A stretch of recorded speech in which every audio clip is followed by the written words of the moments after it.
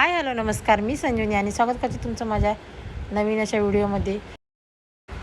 आणि माझे दोन्ही मुलं रेडी झाले होते, व्हॅनची वाट पाहत होते.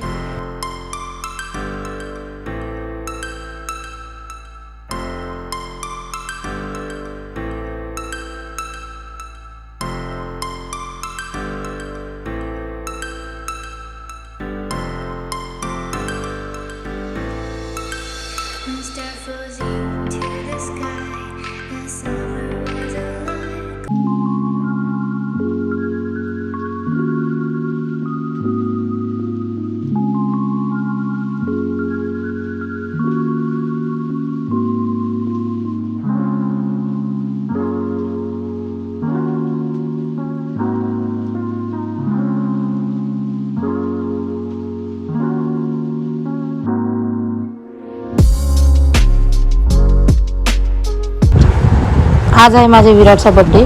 मग त्यासाठी मी खीर करायचं ठरवलं होतं. आणि मग त्यासाठी कढई ठेवली. कढईमध्ये तांदूळ टाकले होते. तांदूळ छान खरपूस असे भाजून घेतले.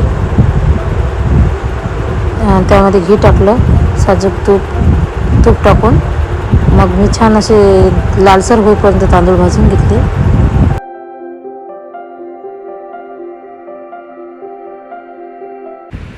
नंतर गरम पाण्यात भिजत घातलेले काजू बदाम चांगले स्वच्छ करून गरम कढईत त्या तुपामध्ये काजू बदाम मी चांगले असे खरपूस भाजून घेतले.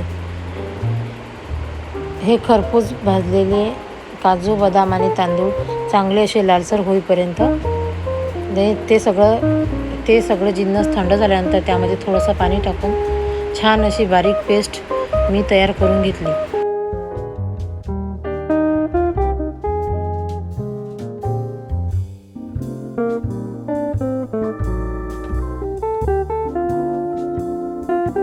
त्यानंतर सुकं खोबरं आणि पिस्ता घेतले.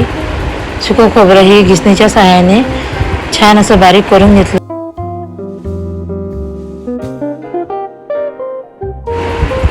नंतर पातेल्यात थोडंसं तूप टाकून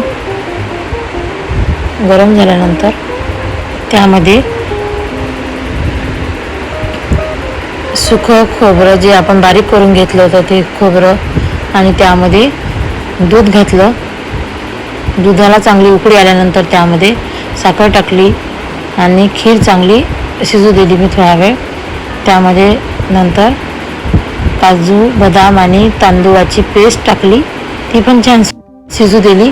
आणि ही खीर घट्ट होईपर्यंत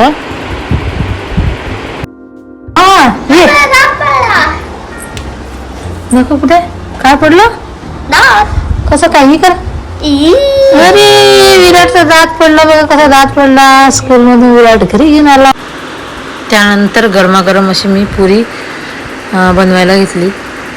पुऱ्या अशा टम्म फुगलेल्या होत्या. मुलं दोन्ही पण स्कूलमधून आले होते. जेवणामध्ये आलूची सब्जी, खीर आणि पुरी असं मी प्लेट बनवली होती. नंतर विराट, मी आणि माझ्या दिदीचा मुलगा आम्ही तिन्ही पण मार्केटला गेलो विराटच्या बड्डेचा ड्रेस आणण्यासाठी.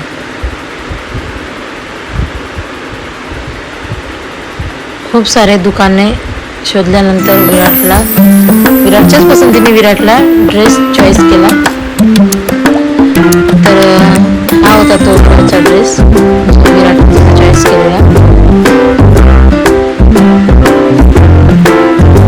विराटचा हा बड्डेचा ड्रेस कसा वाटला कमेंट बॉक्समध्ये नक्की सांगा.